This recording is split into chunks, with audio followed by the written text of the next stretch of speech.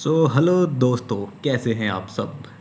तो आज हम करेंगे यूपीएससी इकोनॉमिक्स का अगला चैप्टर जिसका नाम है फाइनेंशियल मार्केट्स एंड इंस्टीट्यूशंस।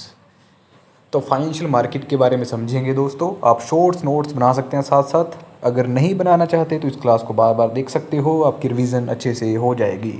जो बिगनर्स हैं उनके लिए काफ़ी हेल्पफुल होने वाली है, और जिन्होंने पहले से कर लिया है उनके लिए रिवीजन अच्छी से होने वाली है। तो शुरू करते हैं बिना किसी देरी के। तो फाइनेंशियल मार्केट्स एंड इंस्टीट्यूशंस। तो what is the financial system. Financial system होता क्या है। तो financial system is a network of institutions, markets, instruments and services that facilitates the transfer of funds from saver to borrowers. ठीक है, bilingual रखेंगे हम ताकि हिंदी स्पीकर्स को एंड इंग्लिश स्पीकर्स को दोनों को समझ आ सके। तो फाइनेंशियल सिस्टम क्या है, कैसा नेटवर्क होता है, ऐसे इंस्टीट्यूशंस होते हैं, यहाँ पे मार्केट होती है, इंस्ट्रूमेंट्स होते हैं, सर्विसेज होती हैं।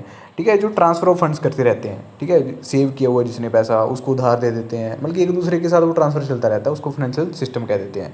फ्लो ऑफ फंड्स, जैसे हाउस होल्ड है जिसने सेव करके रखा है पैसा, तो फाइनेंशियल मार्केट में लगा सकता है, वो इंस्टीट्यूशन में कहीं पे लगा सकता है, इन्वेस्ट कर सकता है।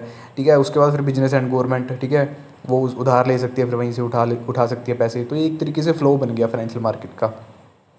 फिर फाइनेंशियल इंटरमीडिएट्स क्या होती हैं, फाइनेंशियल इंटरमीडिएशन क्या होता है। Financial intermediation refer to process by which financial institution channel funds from saver to borrower, मतलब कि एक ऐसा रास्ता होता है जहाँ पे पैसा सेवर के द्वारा बोरर्स को दे दिया जाता है। एग्जाम्पल, जैसे आपने 10,000 बैंक में जमा करवाए थे, डिपॉजिट करवाए थे। So the bank lends 8,000 to business, and bank ने क्या कर दिया, उस 10,000 में से 2,000 अपने पास रख लिया और 8,000 को बिजनेस में लैंड कर दिया, किसी बिजनेस को दे दिया। So the bank act as a financial intermediary. तो बैंक वहाँ पे क्या एक्ट कर रही है, एक फाइनेंशियल इंटरमीडियरी, मतलब कि बिचौलिया, फाइनेंस देने का वाला बिचौलिया एक तरीके से बनी बनी हुई है बैंक वहाँ पे। इंपॉर्टेंस क्या होती है इसकी फाइनेंशियल इंटरमीडिएशन की, तो रिड्यूस ट्रांजैक्शन कॉस्ट इससे कम हो जाती है। ठीक है, ट्रांजैक्शन कॉस्ट आपकी कम हो जाएगी, ऑब्वियसली आपको खुद नहीं चल के जाना पड़ेगा कहीं पे पैसा देने। रिड्यूस इन्फॉर्मेशन असिमेट्री, ठीक है, इन्फॉर्मेशन सिमेट्री वगैरह कम हो सकती है। Improve resource allocation, support economic growth, तो सारी चीज़ें इसमें आ जाती हैं। जो ज़्यादा टॉपिक इंपॉर्टेंट होंगे उसको मैं आपको खुद ज़्यादा बार पढ़ाऊंगा और ज़्यादा बार बोलूँगा भी आपको ध्यान देने के लिए। उसके बाद डायरेक्ट वर्सेस इनडायरेक्ट फाइनेंस क्या होता है। तो डायरेक्ट फाइनेंस क्या है, fund move directly from saver to borrower, जहाँ पे सेवर के द्वारा पैसा डायरेक्टली बोरर को दे दिया जाता है, उधार लेने वाले को दे दिया जाता है, उसको डायरेक्ट फाइनेंस कहते हैं। एग्जाम्पल, जैसे कंपनी ने इशू किए थे बॉन्ड्स को, बॉन्ड्स डायरेक्टली टू इन्वेस्टर। ठीक है, एंड इन्वेस्टर ने क्या किया, डायरेक्टली उसको खरीद लिया कंपनी से, डायरेक्ट खरीदा ना, बीच में थोड़ी डाला किसी को, तो वो क्या बन गए, डायरेक्ट फाइनेंस बन गए। इनडायरेक्ट फाइनेंस क्या है, जहाँ पे बीच इंटरमीडियरी से आ जाएंगी। सो एग्जाम्पल, जैसे बैंक है, बैंक इंटरमीडियरीज बन गई बीच, तो जैसे मैंने जमा करवाया 10,000, ठीक है, एंड बैंक ने बीच में आके किसी और को लोन दे दिया, तो बैंक बीच में आ गई ना, तो इनडायरेक्ट फाइनेंस हो गया। यूपीएससी फैक्टर क्या है इसमें, most financing in India remain bank dominated. Most मतलब कि जो कि मोस्ट फाइनेंस होती है इंडिया में वो मेनली बैंक से होती है। अनलाइक द यूएसए फिर capital market play larger role. USA में कैपिटल मार्केट रोल निभाती है, बल्कि कैपिटल मार्केट से यहाँ पे इन्वेस्टमेंट वगैरह होती है, स्टॉक शेयर खरीदे जाते हैं, वहाँ पे जाके लार्ज स्केल के ऊपर खरीदे या बेचे जाते हैं। हमारे बैंक खरीदती बेचते हैं ज़्यादा। फिर कंपोनेंट्स ऑफ फाइनेंशियल सिस्टम के क्या कंपोनेंट्स होते हैं, तो financial institutions organisations facilitating finance transactions. ठीक है, फिर फाइनेंशियल मार्केट्स क्या होती हैं, place where financial asset are trade किए जाते हैं, अभी बेचे खरीदे जाते हैं, वो फाइनेंशियल मार्केट्स होती हैं। फाइनेंशियल इंस्ट्रूमेंट्स कौन से होते हैं, financial claims such as shares हो गया, बॉन्ड्स हो गया। ठीक है, ये आपके हथियार हैं एक तरीके से, फाइनेंस वाले हथियार, जैसे बॉन्ड्स, शेयर्स। फाइनेंशियल सर्विसेज, तो banking, insurance, investment service etcetera, ये आपकी सर्विस होती हैं एक प्रकार की। फिर फाइनेंशियल इंस्टीट्यूशंस इन इंडिया, तो बैंकिंग इंस्टीट्यूशंस कौन से हैं, जैसे आरबीआई है, कमर्शियल बैंक्स हैं, रीजनल रूरल बैंक्स हैं जिसको आरआरबी भी कहते हैं, कोऑपरेटिव बैंक्स होगी, small finance bank, payment bank. तो ये बैंकिंग इंस्टीट्यूशंस हैं जो फाइनेंस का काम करती हैं इंडिया में। नॉन बैंकिंग इंस्टीट्यूशंस कौन से हैं, जो पूरी तरीके से बैंक्स नहीं है या फिर बिल्कुल भी बैंक नहीं है, तो एनबीएफसीज होगी, म्यूचुअल फंड्स होगी, इंश्योरेंस कंपनीज और पेंशन फंड्स। तो सारी सारी नॉन बैंकिंग इंस्टीट्यूशंस आ जाते हैं। तो आपने याद रखना है कि बैंकिंग इंस्टीट्यूशंस कौन से होते हैं और नॉन बैंकिंग कौन से होते हैं। बैंकिंग कौन से हैं, जो बैंकों का कभी ना कभी थोड़ा काम कर रहे हैं, जो उनके जैसे हैं, जब वो बैंक ही हैं। फिर RB, reserve bank of India के बारे में हमने हर चैप्टर में देखा है, पिछले चैप्टर में भी देखा था कि 1935 में उसको इस्टाब्लिशमेंट किया गया था, नेशनलाइज उसको 1949 में किया गया, बल्कि खुद सरकार के अंडर रख दिया गया 1949 के बाद। एंड मिलिट्री अथॉरिटी का काम करती है, control money supply and inflation control करने का काम करती है। बैंकर टू गवर्नमेंट, बल्कि गवर्नमेंट की बैंक एक तरीके से ये मेंटेन करती है गवर्नमेंट अकाउंट्स को। एंड बैंकर जो बैंक्स हैं उसकी भी बैंक है एक तरीके से। उसके बाद सेबी आ जाती है। सेबी हमारी जो है securities and exchange board of India, ठीक है, यहाँ पे स्टॉक एक्सचेंज बोर्ड आ जाता है, स्टॉक्स आ जाते हैं, बॉन्ड्स आ जाते हैं, तो वो होती है सेबी हमारी, जो उसको कंट्रोल करती है, स्टॉक्स वगैरह को, कैपिटल मार्केट को कंट्रोल करती है। तो इसको 1988 में बनाया गया था, ठीक है, और इसको स्टैचुरी जो स्टेटस था वो 1992 में दिया गया था, आपने याद रखना है। एंड फंक्शंस इसके क्या होते हैं, इन्वेस्टर प्रोटेक्शन। अगर आपको ये प्री में सवाल डाल दिया जाए कि सेबी स्टार्टिंग से एक स्टैचुरी स्टेटस है, तो ऐसा नहीं है। वो 1992 में उसको 4 साल के बाद स्टैचुरी स्टेटस मिला था, 88 के 92, ठीक है, 4 साल। फिर इन्वेस्टर प्रोटेक्शन, तो protect investor from the fraud. SEBI का काम, मेन मकसद क्या है सेबी का, कि जो इन्वेस्टर है, जो पैसे अपने इन्वेस्ट करता है, कहीं पे लगाता है, उसको फ्रॉड से बचाया जा सके, ठीक है। मार्केट रेगुलेशन, तो रेगुलेट स्टॉक मार्केट को रेगुलेट करती है सेबी। फिर उसके बाद फिर मार्केट डेवलपमेंट भी यही करती है। उसके बाद promotes orderly growth of security market, की सिक्योरिटी ग्रोथ हो सके। पावर्स, जैसे इंस्पेक्ट करेगी स्टॉक एक्सचेंज को, पिनलाइज करेगी मार्केट मैनिपुलेशन को, ठीक है, सजा भी दे सकती है ये। रेगुलेट करती है म्यूचुअल फंड्स को, रेगुलेट आईपीओ, जो इनिशियल पब्लिक ऑफरिंग्स होती हैं, ठीक है, उसके लो क्या होते हैं, कैसे आ सकते हैं वो, किस तरीके से बनाया जा सके, वो रेगुलेट करती है उनको। फिर नेक्स्ट आया था हमारा इरिडाई, ठीक है। इरिडाई क्या है, insurance regulatory and development authority of India. तो ये 1999 में बनाई गई है, 1999 में बनाई गई है। इसके फंक्शंस क्या हैं, ये हमारी इंश्योरेंस के लिए काम करती है, ठीक है। जैसे हमने देखा कि आरबी बैंक्स के लिए कर रही है, फिर हमने देखा किसी भी कैपिटल मार्केट के लिए कर रही है। इरिडाई अब हम देख रहे हैं कि इंश्योरेंस के लिए कर रही है। फिर जैसे PFRD आ जाएगा, वो पेंशन के लिए कर रही है। तो अलग अलग डिपार्टमेंट बांटे हुए हैं। तो ये इंश्योरेंस सेक्टर को रेगुलेट करती है, प्रोटेक्ट करती है पॉलिसी होल्डर को, grant license to insurer, promote insurance penetration. फिर PFRD आ गया। इसकी फुल फॉर्म क्या है, pension fund regulatory and development authority. So इसका फंक्शन क्या है, रेगुलेट करेगी पेंशन सेक्टर को, यहाँ पे पेंशन मिलती है, ठीक है, जैसे रिटायर होने के बाद जो पेंशन मिलती है उसको रेगुलेट करती है PFRDA। सुपरवाइज करती है नेशनल पेंशन सिस्टम को, जो NPS है हमारा, प्रोटेक्ट करेगी पेंशन सब्सक्राइबर्स को। फिर आ जाती है इफ्सका क्या है, international financial service centers authority, international financial services center authority. So headquarter जो इसके हैं वो गिफ्ट सिटी गुजरात में, ठीक है, गिफ्ट सिटी गुजरात में। गिफ्ट सिटी क्यों कहते हैं इसको, इसमें काफ़ी ज़्यादा मतलब कि अगर कोई कंपनी लगा रहा है बंदा, वहाँ पे इन्वेस्ट कर रहा है, तो उसको मतलब कि हल्के तौर पे इन्वेस्ट करवा दिया जाता है, ठीक है। ऐसा नहीं कि बहुत महंगा मिलेगा, टैक्स लगेगा, उसको एग्जाम्पशन दी जाती है टैक्स वगैरह से, ठीक है, ताकि ज़्यादा इन्वेस्टमेंट आ सके। तो गिफ्ट सिटी हमारी गुजरात में इसका हेड क्वार्टर्स है, international financial service centre authority के। फंक्शन इसके क्या है, बैंकिंग को रेगुलेट करना, इंश्योरेंस हो गया, कैपिटल मार्केट हो गया, फंड मैनेजमेंट हो गया, तो इनको फंक्शन इसके हैं कि इनको रेगुलेट करना इफ्सका का। फिर within international financial service centers. फिर financial stability and development council, FSDC, हमने पिछली चैनल क्लास में देखा था। एंड वहाँ पे यूनियन फाइनेंस मिनिस्टर हमने पढ़ा था कि वो चेयरपर्सन होते हैं, तो सेम है, वही चीज़ है ये कि financial stability and development council, इसके चेयरपर्सन हमारे खुद यूनियन फाइनेंस मिनिस्टर होते हैं। इसका पर्पज़ क्या है, कोऑर्डिनेशन अमंग फाइनेंशियल रेगुलेटर्स, ठीक है, जो कोऑर्डिनेट बनाती है ये फाइनेंशियल रेगुलेटर के बीच, जो फाइनेंस को रेगुलेट कर रहे हैं उनके अंदर कोऑर्डिनेट बनाना, साथ लेके चलना, कोऑपरेशन करना, ताकि अच्छी डेवलपमेंट हो सके, वो काम होता है financial stability and development council का। इसमें जो मेंबर हैं वो आरबी मेंबर होती है, सेबी है, इरिडाई है, PFRD है, फिर जो हमने इसका पढ़ी थी वो भी इसकी मेंबर्स है। फिर फंक्शन क्या होते हैं इसके, फाइनेंशियल स्टेबिलिटी लेके आना कंट्री में, माइक्रो प्रूडेंशियल सुपरविजन करना, फाइनेंशियल इंक्लूजन लेके आना कि हर लोगों तक पैसा पहुंच सके, बराबर मात्रा में पहुंच सके, ठीक है, पहुंचता तो नहीं है हमें पता है, लेकिन हाँ उसकी कोशिश होती है बस ये।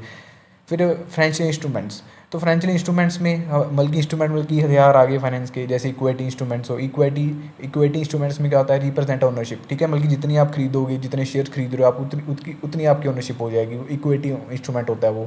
एग्जाम्पल, जैसे शेयर आप खरीद रहे हो, जैसे कोई बंदा ज़्यादा शेयर खरीद लेता है, कोई कम खरीदता है, तो उसके शेयर के हिसाब से उसकी वोटिंग हो जाती है, परसेंटेज बढ़ जाता है उसका, कि इतनी ओनरशिप है इसकी कंपनी में, उसको इक्विटी इंस्ट्रूमेंट बन गया आपका, ठीक है, इक्विटी म्यूचुअल फंड बन गए। फिर डेट इंस्ट्रूमेंट्स कौन से होते हैं, रिप्रेजेंट बोरिंग, जो बोरिंग को, ठीक है, उधार लेने वाले को, बोरर को, ठीक है, रिप्रेजेंट कर रहा है, वो डेट इंस्ट्रूमेंट्स होते हैं। एग्जांपल, जैसे किस चीज़ में उधार लिया जा सकता है, बॉन्ड्स में, डिवेंचर्स में, ट्रेजरी बिल्स में, ठीक है, तो सारे हो गए हमारे ये उसके।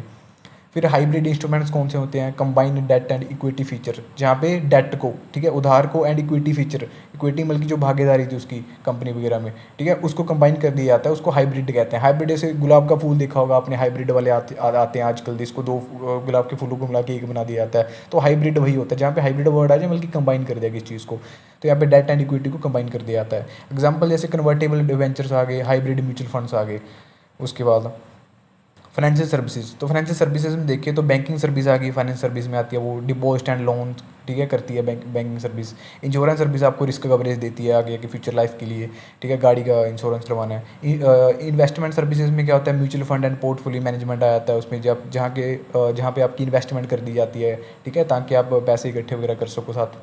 फिर मर्चेंट बैंकिंग क्या होती है, corporate financing and IPO management करती है मर्चेंट बैंकिंग। फिर क्रेडिट रेटिंग सर्विसेज कौन सी होती हैं, असेसमेंट करती हैं क्रेडिट वर्थनेस की, किसके पास कितना पैसा है या नहीं है, वो पैसा लौटा भी पाएगा या नहीं लौटा पाएगा लोन लेने के बाद, तो क्रेडिट रेटिंग सर्विसेज होती हैं।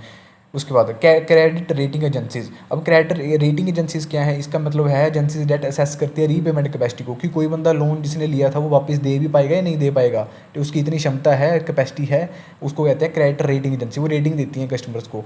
तो मेजर एजेंसी जैसे क्राइसिल है, इकरा है, एंड ये PYQ भी है, वहाँ पे पूछ लिया गया था इनमें से कौन सी, ठीक है, वो है हमारी क्राइसिल है, इकरा है, केयर रेटिंग है, ठीक है, तो वो सारी क्रेडिट रेटिंग एजेंसीज हैं। इंपॉर्टेंस क्या होती है इसकी, इन्वेस्टर कॉन्फिडेंस, जहाँ मतलब कि जो जैसे मैं हूँ, अब अगर मुझे पता चलेगा कि भाई सामने वाला पैसा टाइम पे लौटा देता है, तभी मेरा मन करेगा ना उसको पैसा देने के लिए। अगर वो लौटा ही नहीं पाता टाइम पे, तो मेरा कॉन्फिडेंस कैसे बढ़ेगा, तो इससे ऑब्वियसली इन्वेस्टर का कॉन्फिडेंस बढ़ेगा जिसने पैसा देना है। एंड लोअर इन्फॉर्मेशन एसिमेट्री, फिर बेटर रिस्क असेसमेंट हो सकती है, ठीक है, मतलब कि आप ऑब्वियसली सोच समझ के पैसा लगाओगे। फिर अब जितना हमने पढ़ा है अभी यूपीएससी प्रीलिम्स, रैपिड रिवीजन कर लेते हैं एक बार, ताकि हमारे सारा याद हो जाए। आरबी हमने देखा था, मॉनिटरी अथॉरिटी है, ठीक है, बिगनर्स के लिए काफ़ी हेल्पफुल है, अच्छे से ध्यान से सुनना आप। सेबी कैपिटल मार्केट रेगुलेटर, उसके बाद हम मैराथन भी ले आएंगे, लाइव लाइव आया करेंगे, फिर मैराथन ले लेंगे अच्छे से, ठीक है, आपका एक बार बेस बन जाए बस फाउंडेशन में थोड़ा।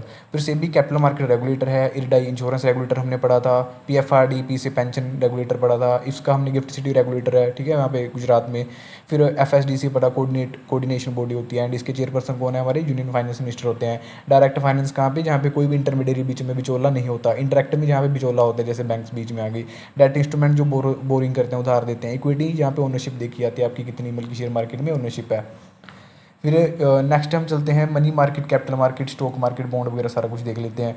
फाइनेंशियल मार्केट, जैसे फाइनेंशियल मार्केट हमने देख लिया, ठीक है, मैकेनिज्म है जो फाइनेंशियल एसेट सारे ट्रेड किए जाते हैं यहाँ पे। इसका फंक्शन क्या होता है, mobilization of saving, capital formation करना, लिक्विडिटी क्रिएशन हो गया, ठीक है, and price discovery, efficient resource allocation, इन सब चीज़ों को हम आगे अच्छे से पढ़ लेंगे।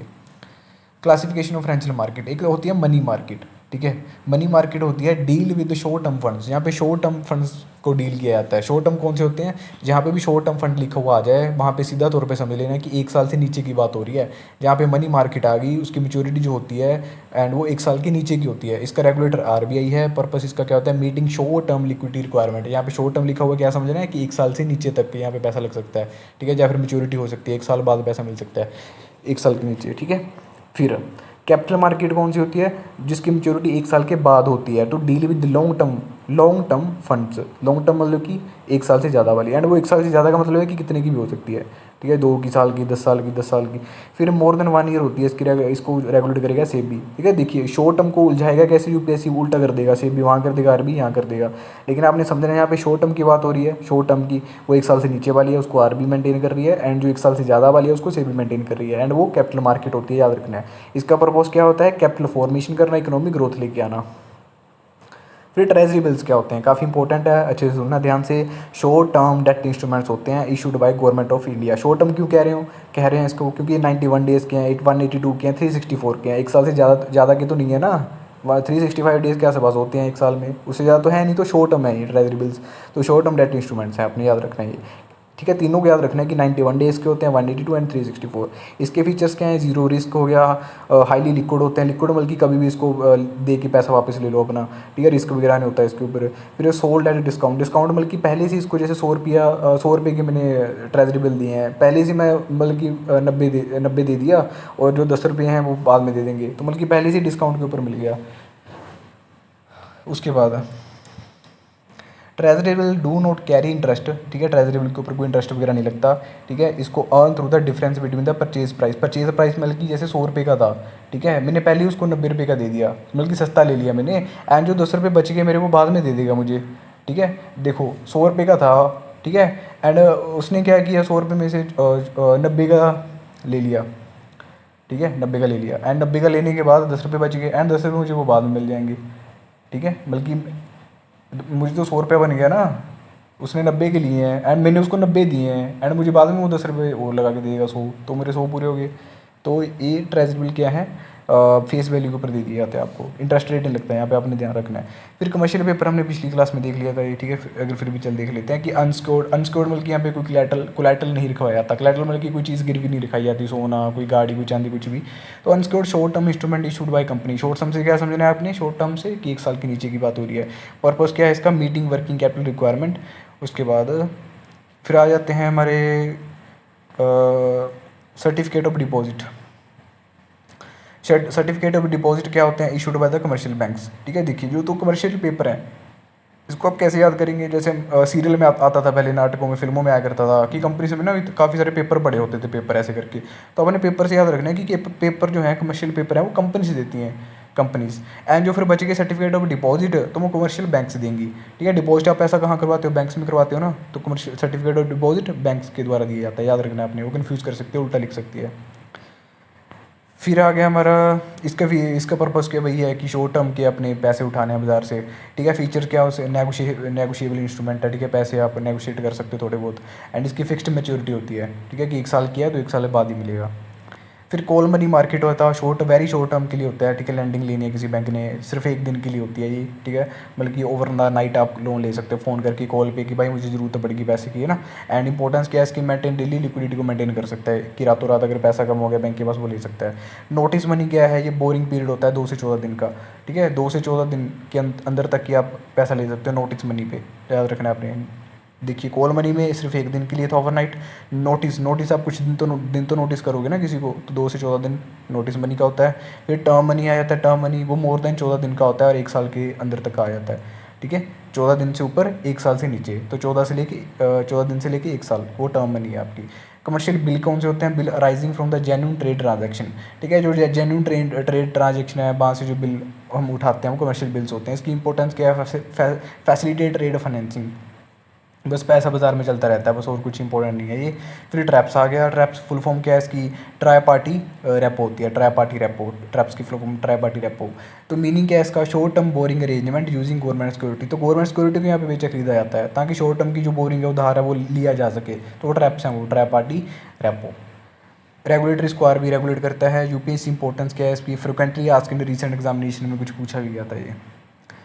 फिर कैपिटल मार्केट देखें हम, प्राइमरी मार्केट आया था सबसे पहले। तो market where new securities are issued, जैसे हंडई ने पिछली बार 2025 में हंडई ने अपना पहली बार इनिशियल पब्लिक ऑफरिंग जारी किया था, आईपीओ जारी किया था, ठीक है। मतलब कि पहली बार उसने शेयर निकाले थे अपने।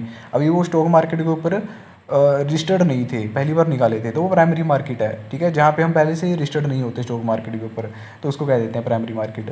तो इसका ये होता है कि वही फ्रेश कैपिटल रेज उठाना, ठीक है। ऐसे हंडई ने निकाला था। फिर आईपीओ, इसके वही आईपीओ की first issue of share by companies to the public. Objective क्या होता है? एक्सपेंशन करना, अपनी कंपनी को और बड़ा करना, लोगों से पैसा लेके उसको लगा देते हो आप अपनी कंपनी में। फिर डेट रीपेमेंट हो जाती है, ठीक है। कोई उधार लिया हो वो वापस दे सकते हो, बिजनेस की ग्रोथ हो सकती है। तो ये इनिशियल पब्लिक ऑफरिंग होते हैं जो पहली बार शेयर निकाला जाता है किसी भी कंपनी के द्वारा। फॉलो ऑन पब्लिक ऑफर क्या होता है? एफपीओ। तो issue of additional share by an already listed company, ठीक है। जो पहले से लिस्टेड कंपनी है स्टॉक मार्केट के ऊपर, वो लिस्टेड है पहले से, नई कंपनी नहीं है उसमें। आईपीओ में तो वो नई शेयर लेके आया था। फॉलो ऑन पब्लिक ऑफर क्या है? जो पहले से लिस्टेड है वो दोबारा से मिलकर अपने शेयर लेके आया, उसको फॉलो ऑन पब्लिक ऑफर कहते हैं। डिफरेंस क्या है इसमें? आईपीओ पहली बार लेके आते थे और जो एफपीओ है वो हम जारी करते रहते हैं, ठीक है। बल्कि आईपीओ के बाद जितनी बार भी आप शेयर लॉन्च करोगे वो सारे एफपीओ ही होते हैं, ठीक है। ओके।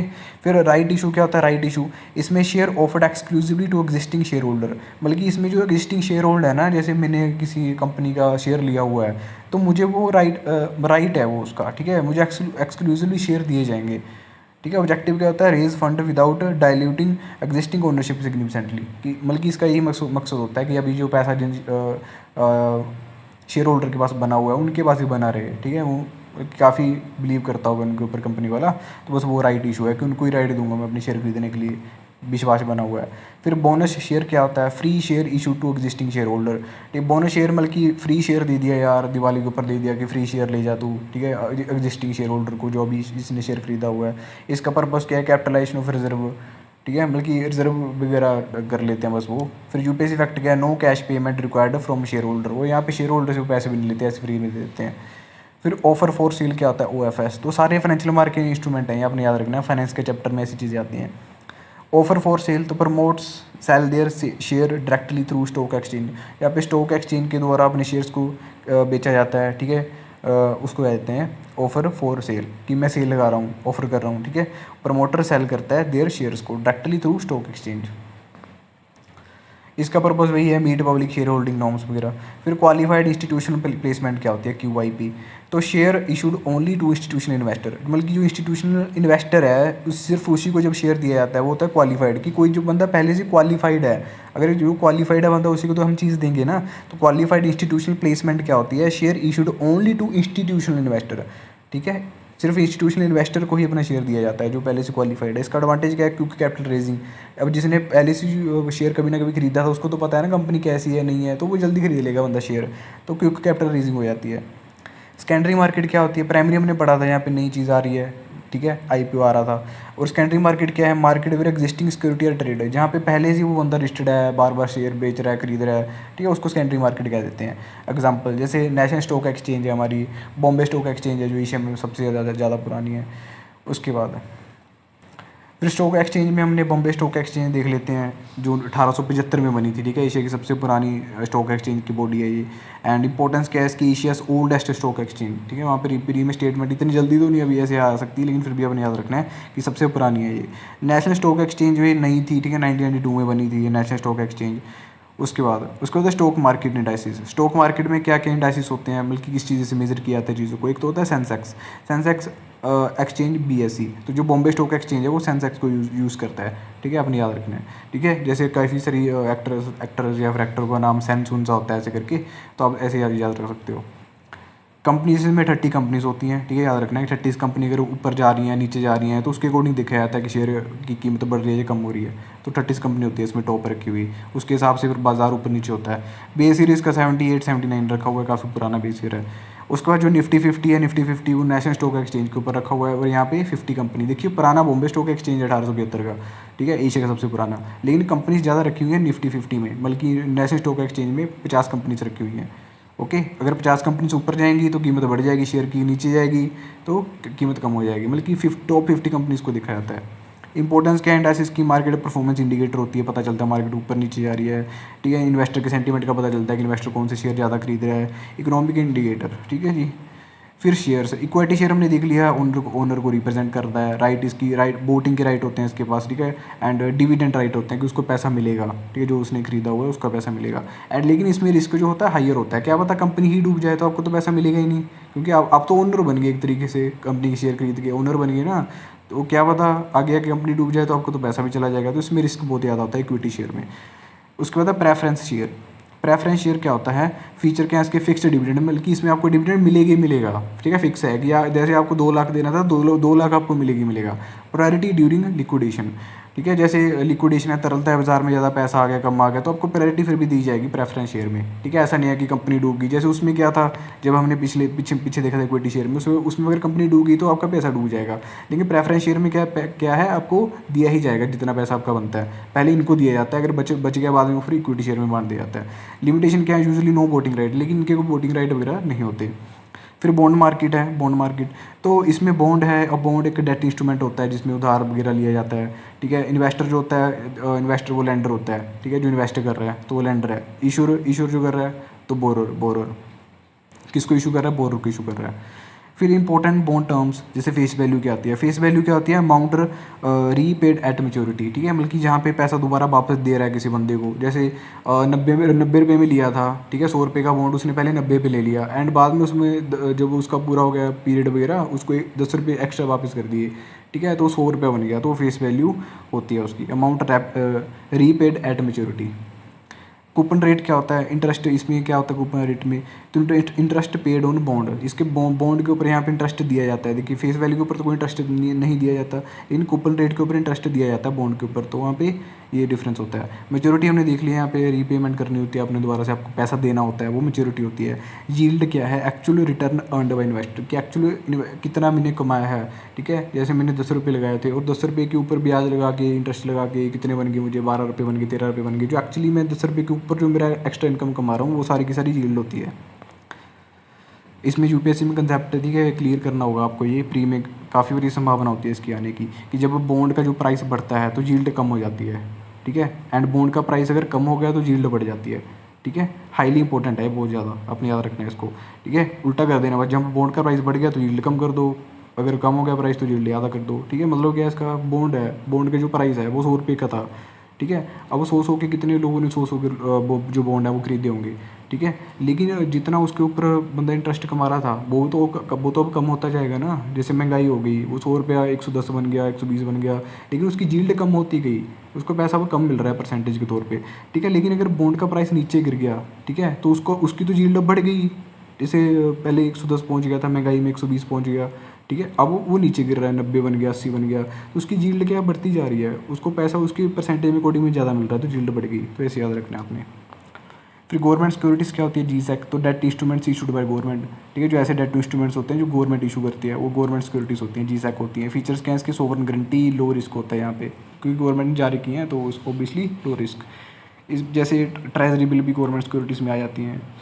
गवर्नमेंट बॉन्ड आ गए, स्टेट डेवलपमेंट लोन्स आ गए, जो स्टेट यूज़ करते हैं। उसके बाद इशूड बाय गवर्नमेंट, हमने देख लिया फाइनेंस स्टेट एक्सपेंडिचर। फिर सोवरन ग्रीन बॉन्ड्स क्या होते हैं, government bond issued for the environmentally sustainable project, जो इन्वायरमेंटली अच्छा काम करते हैं उसके लिए जो बॉन्ड जारी किए जाते हैं उसको सोवरन ग्रीन बॉन्ड्स कहते हैं। यूजेस क्या होता है इसके, रिन्यूएबल एनर्जी में, ठीक है, कि दोबारा से नई एनर्जी बनाना, एंड वो कोला वगैरह यूज़ नहीं करते।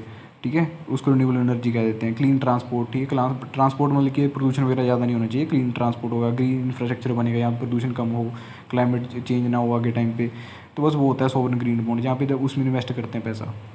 म्यूनसिपल बॉन्ड्स कौन से होते हैं, जो म्यूनसिपैलिटी से निकालती हैं, ठीक है, पैसा उठाने के लिए, ताकि अपने शहर में काम करवा सके। तो issued by urban local bodies जब इशू करते हैं उसको म्यूनसिपल बॉन्ड्स कहते हैं। इसका पर्पस क्या है, इंफ्रास्ट्रक्चर फाइनेंसिंग की जाती है। एग्जाम्पल जैसे वाटर सप्लाई के लिए पैसा इकट्ठा कर रहे हैं, रोड्स बनाने के लिए, अर्बन ट्रांसपोर्ट के लिए, उसको म्यूनसिपल बॉन्ड्स कह देते हैं।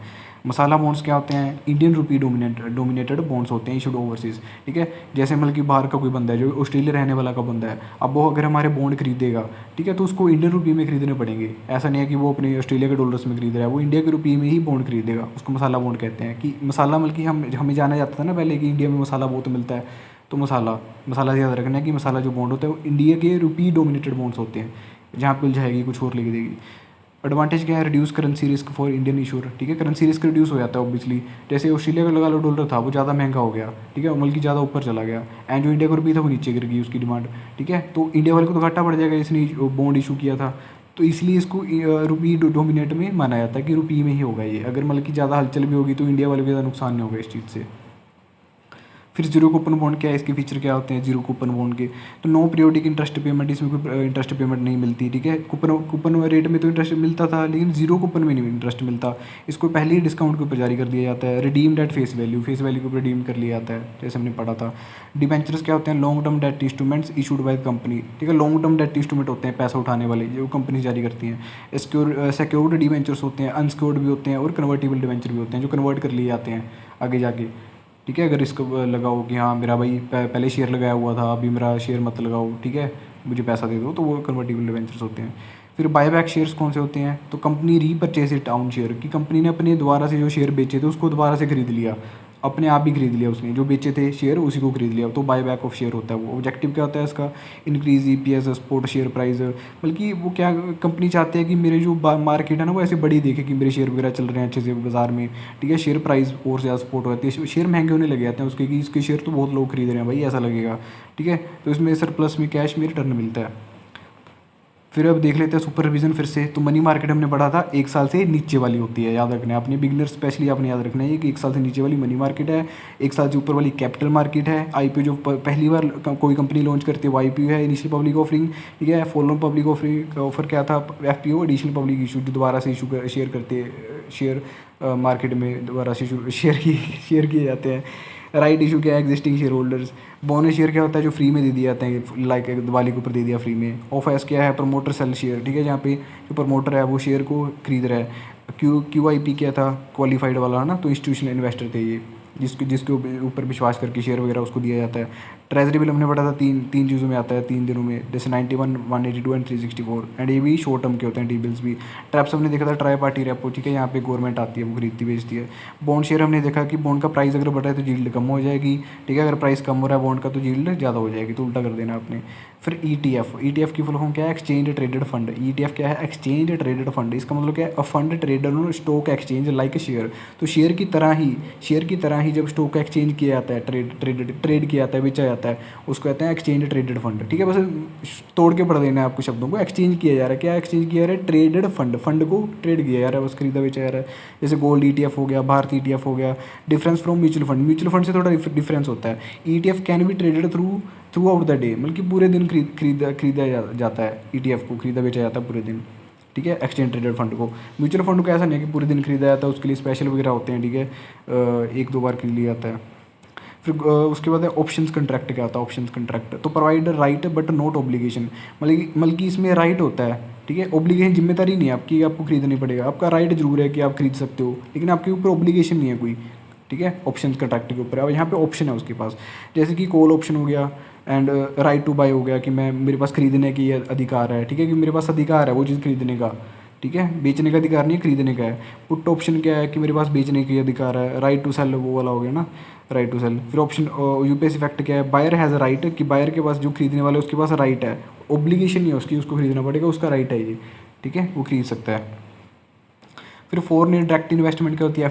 एफ डी जो वो होती है जहाँ पे कंपनी में हम किसी में भी 10% से ज़्यादा पैसा लगा देते हैं, वो FD होती है। एंड लॉन्ग टर्म की होती है ये। तो investment and management control long term interest rate. इसमें फ़र्क क्या होता है? इसमें ये होता है कि कंपनी में आपको ओनरशिप मिलती है इसमें, तो आप उसकी जो रोज़ की डेली एक्टिविटी है उसमें भी आप भूमिका निभा रहे हो, ठीक है, अपने आप को रिप्रेजेंट कर रहे हो FD में किसी कंपनी में, क्योंकि आप 10% से ज़्यादा पैसा लगा रहे हो किसी भी कंपनी में, तो FD होती है वो। अगर कम लगा रहे हो तो वो FPI है। तो फीचर क्या है इसके? लॉन्ग टर्म होती है, ये स्टेबल होती है, क्योंकि जल्दी से पैसा निकाल के हम भाग नहीं सकते, मतलब कि हॉट मनी नहीं है ये, जल्दी से पैसा नहीं निकल सकता अगर आपने इतना ज़्यादा पैसा लगा दिया 10% से ज़्यादा किसी कंपनी में। टेक्नोलॉजी ट्रांसफर करते हो आप, एम्प्लॉयमेंट जनरेट भी होती है उस देश में, फिर क्योंकि इतना पैसा लगा रहे हो तो एम्प्लॉयमेंट तो जनरेट होगी, ठीक है। उसके बाद रूट क्या है इसके? FD के 2 रूट होते हैं। एक तो ऑटोमेटिक रूट होता है कि किसी से बिना पूछे ऐसे पैसा लगा दो किसी भी कंपनी में, किसी भी देश में, ठीक है, जहाँ पे कोई गवर्नमेंट अप्रूवल की जरूरत नहीं होती। फिर एक गवर्नमेंट रूट होता है, जहाँ पे गवर्नमेंट रूट में क्या है, गवर्नमेंट की परमिशन लेनी पड़ती है, ठीक है, पैसा लगाने के लिए। फिर FPI होते हैं। FPI क्या है? ये होट मनी है, इसको कभी भी निकाल के लेके जा सकते हैं, कभी भी लगा दो, कोई चक्कर नहीं है। Investment influential asset without the management control, इसलिए यहाँ पे मैनेजमेंट कंट्रोल भी नहीं मिलता, ठीक है, क्योंकि ये थोड़े बहुत परसेंटेज में पैसा लगा सकते हो, ठीक है, क्योंकि अगर 10% से ज़्यादा लगा दिया तो वो तो फिर FD बन जाएगी, जो उससे छोटी है वो सारी FPI है। जैसे शेयर में पैसा लगा दिया, बॉन्ड में पैसा लगा दिया, ऑब्वियसली तो कभी बेच खरीद के भाग जाओ आप, ठीक है, तो इसलिए इसको होट मनी भी कहते हैं FPI को। शॉर्ट टर्म के लिए होती है, ये वोलेटाइल होती है। उसके बाद FD और FPI के बीच फ़र्क देख लेते हैं। तो जो FDI है वो लॉन्ग टर्म की थी, FPI जो होती है वो शॉर्ट टर्म है। मैनेजमेंट कंट्रोल मिलता है आपको FDI में, क्योंकि 10% से ज़्यादा पैसा लगा रहे हो। FPI में क्या है? कोई कंट्रोल नहीं मिलता, क्योंकि वहाँ पे तो आप सिर्फ शेयर खरीद रहे हो, बॉन्ड खरीद रहे हो, तो क्या ही कंट्रोल मिलेगा। FD स्टेबल होती है, जो FPI है वो वोलेटाइल होती है, ठीक है, हॉट मनी कहते हैं इसको, कभी भी निकाल के ले जाओ बाहर। और FD देखें तो प्रोडक्टिव एसेट है, ठीक है, वहाँ पे आप एम्प्लॉयमेंट जनरेट कर रहे हो किसी और कंट्री में जाके, कंपनी में जाके। एंड FPI वो तो आपका सिर्फ फाइनेंशियल एसेट वगैरह बन गया, कि मैंने जितने शेयर खरीद रखे हैं, बस बॉन्ड खरीद रखे हैं। फिर पार्टिसिपेटरी नोट्स क्या होते हैं? P नोट्स इंपॉर्टेंट है। Financial instruments issued by registered FPI to foreign investor. इसमें जो फाइनेंशियल इंस्ट्रूमेंट्स होते हैं वो इशू किए जाते हैं किसी भी रजिस्टर्ड FPI द्वारा, ठीक है, किसी फॉरेन इन्वेस्टर को बाहर, ठीक है। जैसे मैं हूँ, मैं अब क्या करूँगा, किसी बैंक को दे दूँगा पैसा कि जो अमेरिका में वो वाली कंपनी है उसमें मेरा पैसा लगा दो, तो वो जो बैंक है अमेरिका की, तो जो मेरा पैसा है वो, ठीक है, वो पार्टिसिपेटरी नोट के ज़रिए उस कंपनी में लगा देगी, ठीक है, वो होता है FPI। तो पर्पज़ क्या है इसका? Allow investment in Indian market without direct registration, ठीक है, मतलब कि इंडिया में अगर कोई पैसा लगाना चाहता है तो उसको अपने आप को रजिस्टर्ड करवाने की जरूरत नहीं है इंडिया में, कि इंडिया में रजिस्ट्रेशन करवानी पड़ेगी कंपनी में जाके, फिर जाके मैं वहाँ पे शेयर खरीदूँगा, ऐसा नहीं है। आप डायरेक्ट लगा सकते हो, वो भी बिना रजिस्ट्रेशन के। उसको कहते हैं पार्टिसिपेटरी नोट, कि मैं पार्टिसिपेट कर रहा हूँ किसी कंट्री में जाके, ठीक है। कंसर्न क्या है इसके? Possible anonymity. वो एनोनिमिटी मतलब कि पता नहीं चलता यार कि किसने पैसा लगाया है, उसकी डिटेल वगैरह अच्छे से नहीं आती, क्योंकि जब अंदर स्टडी नहीं है तो डिटेल नहीं आएगी, तो इसमें एनोनिमिटी होती है, ट्रांसपेरेंसी नहीं होती। एंड इसको रेगुलेटर सेव भी करता है, ठीक है, रेगुलेटर है। फिर फॉरेन इंस्टीट्यूशनल इन्वेस्टर FII, ये बस FPI की एक तरीके से चीज़ है वो। तो ओल्डर टर्म है, large replaced by FPI framework, ठीक है। FPI की जैसी है, बस वही चीज़ है। तो यूपीएससी फैक्ट क्या है, FII and FPI are often confuse, इसमें कन्फ्यूजन हो जाती है। Currently regulator framework use FPI, बल्कि अभी जो FPI है उसको यूज़ करते हैं, लेकिन FII भी पुरानी टर्म हुआ करती थी, फिर FPI ने इसकी जगह ले लिया के है चीज़ सेम, शॉर्ट टर्म की होती है, वोलाटाइल होती है, ठीक है। उसके बाद सोवरन एक्सटर्नल, ये देख लेते हैं इंपॉर्टेंट चीज़ें, ठीक है। इसमें जो आपके पॉइंट आगे पीछे दिख रहे होंगे ना कि 66 पढ़ा है, अभी फिर 67 आएगा, ये आगे पीछे हो सकता है, क्योंकि मैं तो जो इंपॉर्टेंट चीज़ें हैं सिर्फ वही पढ़ा रहा हूँ। फिर एक्सटर्नल कमर्शियल बोरिंग्स क्या होती हैं, ठीक है, तोड़ के पढ़ना है। एक्सटर्नल बाहर की, कमर्शियल मतलब की कोई पैसे की चीज़ है, बोरिंग मतलब की उधार ले रहे हो। तो loan raised by Indian entities from the foreign lender, ठीक है, कि इंडियन इंटाइटी जब फॉरेन से पैसा लेती हैं किसी से, उसको एक्सटर्नल कमर्शियल बोरिंग कह देते हैं, ठीक है। अगर कोई अपने इंडिया से पैसा ले रहा है, बाहर का कोई बंदा, ठीक है, वो भी एक्सटर्नल कमर्शियल बोरिंग होती है। जबकि बाहर, जब हम बाहर के बंदे से पैसा लेते उधार लेते हैं, उसको एक्सटर्नल कमर्शियल बोरिंग कहते हैं। इसके एडवांटेज क्या होते हैं, आप ग्लोबल कैपिटल को एक्सेस करते हो, ठीक है, आपको बाहर से पैसा मिल रहा है, ठीक है, देश में मतलब कि बोझ डालने की जरूरत नहीं है, बाहर से पैसा मिल सकता है आपको, ठीक है। एंड लोअर कॉस्ट फाइनेंसिंग की कंपनीज कंट्रीज बाहर ऐसी होती हैं जो आपको सस्ता दे देती हैं, ठीक है, तो लोअर कॉस्ट बढ़ जाती है आपको। रिस्क क्या है इसका, एक्सचेंज रेट रिस्क होता है इसका, ठीक है, क्योंकि आपको रुपया जो है कमज़ोर हो रहा है आज के टाइम पे, तो इसमें वो रिस्क है, आपको फिर ज़्यादा पैसा लौटाना पड़ेगा, इंटरेस्ट रेट ज़्यादा देना पड़ेगा। अमेरिकन डिपॉजिटरी रिसीट्स क्या होती हैं, सेम ही है उसी की तरह, पार्टिसिपेटरी नोट उसकी तरह। नेगोशिएशन सर्टिफिकेट रिप्रेजेंटेशन, बल्कि जब भी बस अमेरिका से पैसा उठाया जाता है उसको कह देते हैं बस, तो negotiable certificate representing share of foreign company traded in the United state, ठीक है, जब यूनाइटेड स्टेट से पैसा उठा लिया जाता है उसको अमेरिकन डिपॉजिटरी रिसीट कह देते हैं बस। ग्लोबल डिपॉजिटरी रिसीट है जब भी किसी और देश से हम पैसा उठा लेते हैं, ठीक है, यूनाइटेड स्टेट के बाहर, क्योंकि यूएसए वाला तो ये आ गया अमेरिकन डिपॉजिटरी रिसीट। जब हम यूनाइटेड स्टेट के बाहर पैसा उठाते हैं किसी भी देश से, उसको ग्लोबल डिपॉजिटरी रिसीट कह देते हैं। Depository receipt traded in the international market outside the United state. Venture capital कौन सी होती है, जो बंदा रिस्क लेके पैसा लगाता है नई नई कंपनी में। तो financing provide to startup with high growth potential, कि इसमें जाके भाई कंपनी जो है, ये नई कंपनी शुरू हो रही है, स्टार्टअप शुरू हो रहा है, आगे जाके काफ़ी पैसे कमाएगा ये। तो जो बंदा पहली बार उसमें पैसा लगा रहा है अपना विश्वास दिखा के, वो वेंचर कैपिटल होता है। इंपॉर्टेंस क्या है इसकी, प्रमोट इनोवेशन। अच्छा, एंजल इन्वेस्टर और वेंचर कैपिटल में सबसे बड़ा फ़र्क यही है कि जो देखो वेंचर कैपिटल है वो तो ये देख के पैसा लगा रहा है कि आगे आगे इसमें ग्रोथ होगी कंपनी की, तो मुझे भी फ़ायदा होगा। लेकिन जो एंजल इन्वेस्टर है उसको एंजल इसलिए कहा जा रहा है, एंजल, ठीक है, परी क्यों नहीं कहते एंजल, तो इसलिए कहते हैं क्योंकि ये चीज़ नहीं सोचता बंदा कि भाई मुझे आगे आगे पैसा मिलेगा या मुझे फ़ायदा होगा, ये चीज़ सोचता है कि उसको स्टार्टअप को बेचारे को फ़ायदा हो जाएगा। तो ये इमोशन में होकर थोड़ा होता है कि एंजल इन्वेस्टर। तो individual investing in early stage startup, difference क्या है, एंजल इन्वेस्टर इंडिविजुअल में होता है, इंडिविजुअल के लिए, एंड जो वेंचर कैपिटल है वो इंस्टीट्यूशनल फंड के लिए होता है, कंपनी वगैरह को दे देते हैं। फिर प्राइवेट इक्विटी क्या होती है, इन्वेस्टमेंट इन अनलिस्टेड कंपनी। प्राइवेट इक्विटी मतलब कि जब अनलिस्टेड कंपनी में, जो लिस्टेड नहीं है शेयर बाजार के ऊपर, जब उससे हम उसमें जब इन्वेस्टमेंट करते हैं उसको प्राइवेट इक्विटी कह देते हैं। ऑब्जेक्टिव क्या है इसका, लॉन्ग टर्म वैल्यू क्रिएशन, ठीक है, कि लंबे टाइम के लिए वैल्यू क्रिएट हो जाती है आपकी। फिर हेज फंड्स हैं, aggressive investment fund employing advanced strategies. तो हेज फंड क्या है, जो मतलब कि ज़्यादा पैसा, जो ज़्यादा अमीर लोग हैं, जो बड़ा बड़ा रिस्क ले रहे हैं, जब ज़्यादा पैसा लगा रहे हैं कहीं पे 1 करोड़ 2 करोड़, उसको कहते हैं हेज फंड, कि बिल्कुल एज पे ऊपर खड़ा है, ऐसे ज़्यादा रख सकते हैं आप। तो इसमें बहुत ज़्यादा रिस्क होता है, इसलिए बड़े लोग, अमीर लोग ही पैसा लगा सकते हैं, ठीक है। एंड लेकिन इसमें हाई रिटर्न मिलने की भी पोटेंशियल होती है, इसलिए तो वे पैसा लगाते हैं, लेकिन रिस्क भी उतना नहीं ज़्यादा होता है इसमें। तो जो अमीर लोग पैसा लगाते हैं किसी में कंपनी वगैरह में, उसको हेज फंड कह देते हैं। अब रैपिड रिवीजन कर लेते हैं एक बार फिर से। NAV पर यूनिट वैल्यू, और इसमें इंपॉर्टेंट SIP रेगुलर इन्वेस्टमेंट करता है, जो ETF ट्रेड लिंक शेयर देख लिया, इंडेक्स फंड, पैसिव मैनेजमेंट, इसमें तो कुछ ज़्यादा इंपॉर्टेंट है नहीं, ठीक है। ऑप्शन हमने देख लिया कि राइट होता है बंदे का ऑब्लिगेशन नहीं होती। बाकी फॉरवर्ड कस्टमाइजेशन कॉन्ट्रैक्ट छोड़ो आप, ये एक्सचेंज कैश फ्लो FD, हाँ FD FI देख लो कि FD जो होती है वहाँ पे कंट्रोल मिलता है आपको, 10% से ज़्यादा शेयर में जब पैसा लगाते हो कंपनी में, वो FD होती है, लॉन्ग टर्म होता है ये, ठीक है, वोलेटाइल नहीं होती, एम्प्लॉयमेंट जनरेट होती है। FP में क्या है, वहाँ पे कोई कंट्रोल नहीं मिलता आपको, सिर्फ शेयर बॉन्ड खरीदते हो, ठीक है, एंड वोलेटाइल होती है, इसके लिए हॉट मनी भी कह देते हैं इसको। उसके बाद सिस्टमेटिकली इंपॉर्टेंट NBFCs कौन सी होती है, NBFC whose failure can affect कर सकती है पूरे फाइनेंशियल सिस्टम को, ठीक है, कि इतनी बड़ी NBFC हैं ये कि पूरी अगर हिल गई ना, ये इसमें घाटा पड़ गया तो पूरी इंटायर फाइनेंशियल सिस्टम को हिला देंगी, उसको सिस्टमेटिकली इंपॉर्टेंट NBFC कहते हैं। तो large NBFC are subject to stricter RBI regulate करती है इसको। फिर है माइक्रो फाइनेंस इंस्टीट्यूशंस क्या होते हैं, तो प्रोवाइड स्मॉल लोन देते हैं जो to low income household, ठीक है। बेचारे जो लो इनकम हाउस होल्ड हैं, जो कम पैसा कमाते हैं, उनको कई बार लोन मिल ही नहीं पाता, ठीक है। बड़े बड़े घराने लोन ले जाते हैं, तो इसलिए उनके लिए माइक्रो फाइनेंस इंस्टीट्यूशंस बनाया गया था कि उनको लो इनकम वाले बंदों को, बेचारों को पैसा मिल सके। ऑब्जेक्टिव क्या है, पॉवर्टी रिडक्शन करना, फाइनेंशियल इंक्लूजन करना, फाइनेंशियल इंक्लूजन बल्कि पैसा मिल सके हर किसी को। फिर पेमेंट बैंक हमने देख लिया था, नचिकेत मोर कमेटी याद रखनी है आपने, उन्होंने इंट्रोड्यूस किया था। ये फीचर क्या है इसकी, डिपॉजिट एक्सेप्ट करवा सकती है सिर्फ 2 लाख तक की, उससे ज़्यादा नहीं करवा सकती। एटीएम जारी कर सकती है, डेबिट कार्ड जारी कर सकती है, क्रेडिट कार्ड नहीं दे सकती। रेमिटेंस सर्विस भी देती है, ठीक है, पैसा इधर उधर करना।